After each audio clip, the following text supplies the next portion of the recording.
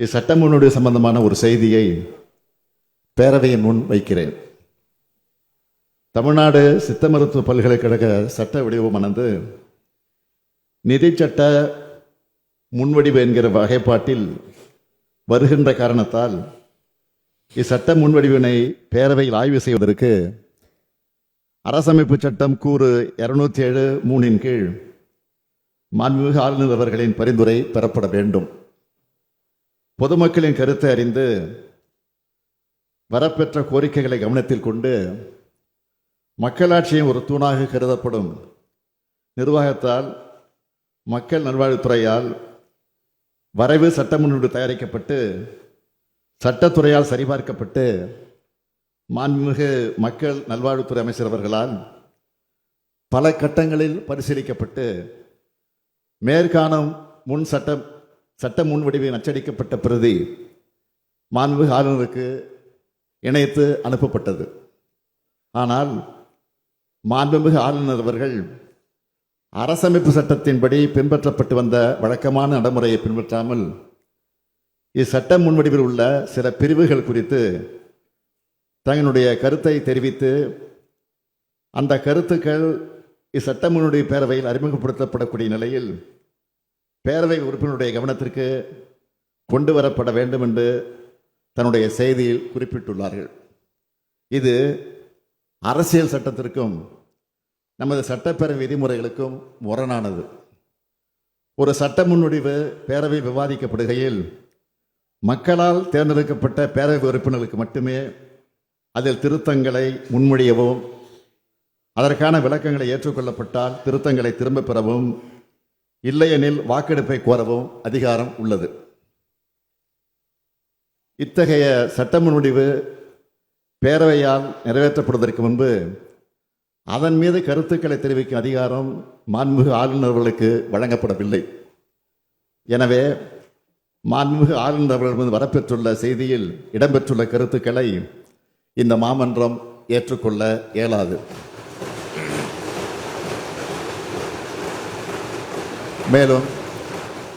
மேலும் கன்சிடரேஷன் என்ற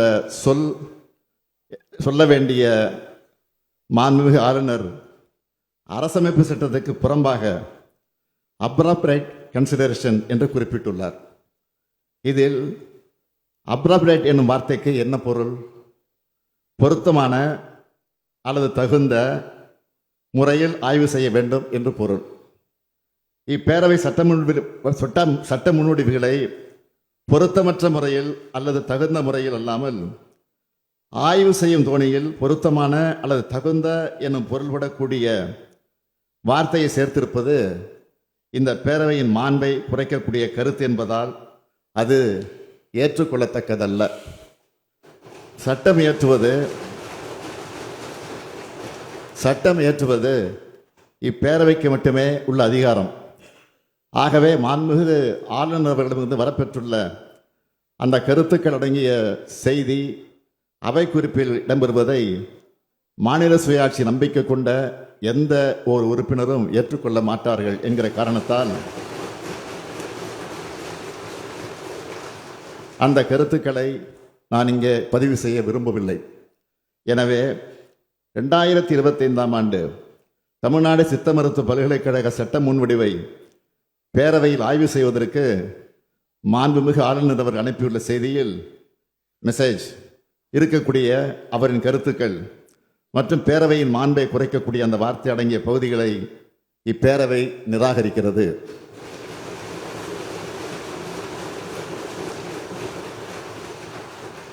அந்த தீர்மானத்தை நான் மொழிகிறேன்.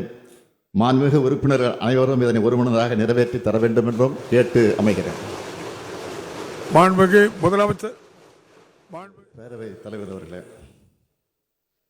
2025 ஆண்டு தமிழ்நாடு சித்த மருத்துவ பல்கலைக்கழக சட்ட முன்வடிவை தீர்மானம் ஒருமனதாக நிறைவேறியது.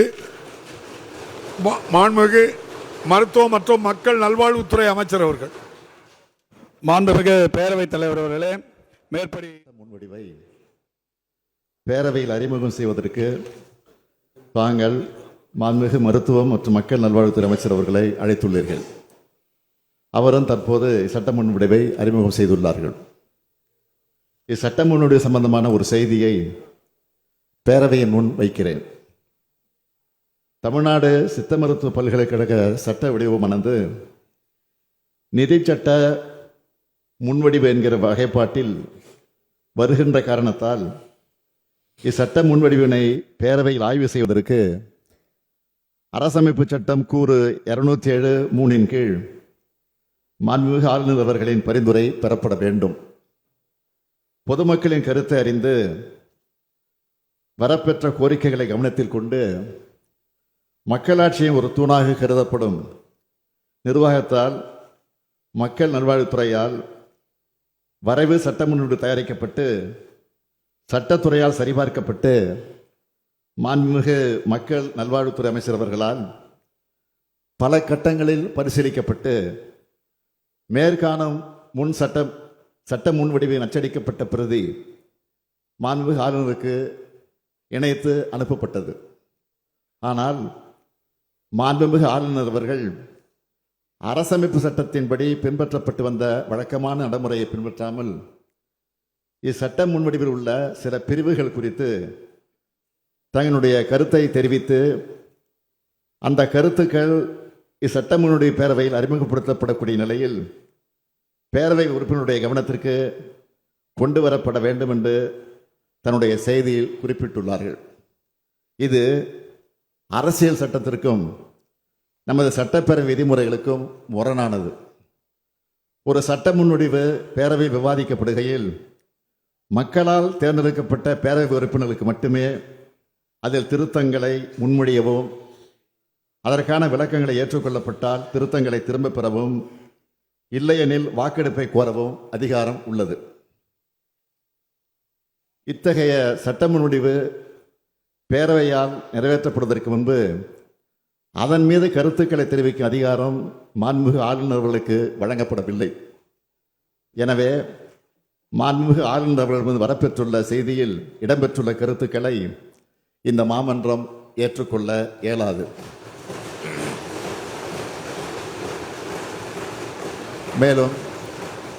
மேலும் கன்சிடரேஷன் என்ற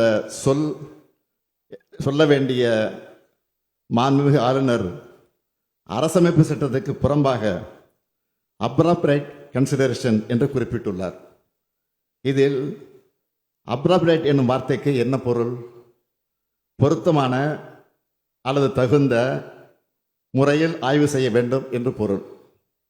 இப்பேரவை சட்ட முன்வடிவுகளை பொருத்தமற்ற முறையில் அல்லது தகுந்த முறையில் அல்லாமல் ஆய்வு செய்யும் தோணியில் பொருத்தமான அல்லது தகுந்த என்னும் பொருள்படக்கூடிய வார்த்தையை சேர்த்திருப்பது இந்த பேரவையின் மாண்பை குறைக்கக்கூடிய கருத்து என்பதால் அது ஏற்றுக்கொள்ளத்தக்கதல்ல.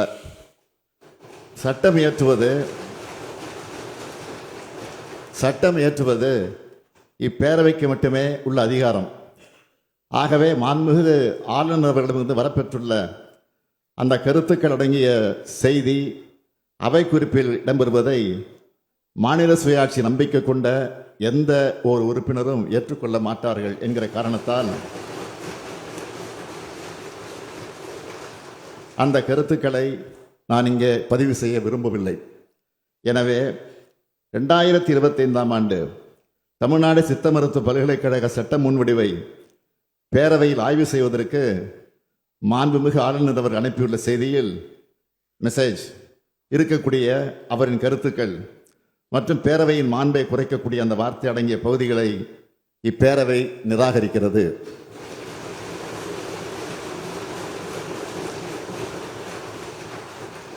அந்த தீர்மானத்தை நான் மொழிகிறேன். மாண்புமிகு உறுப்பினர்கள் அனைவரும் இதனை ஒருமனதாக நிறைவேற்றி தர வேண்டும் என்றும் கேட்டு அமைகிறேன். மாண்புமிகு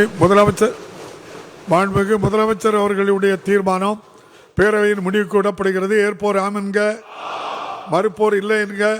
மறுப்போரே இல்லை என்று கருதுகிறேன். மறுப்போரே இல்லை. தீர்மானம் ஒருமனதாக நிறைவேறியது.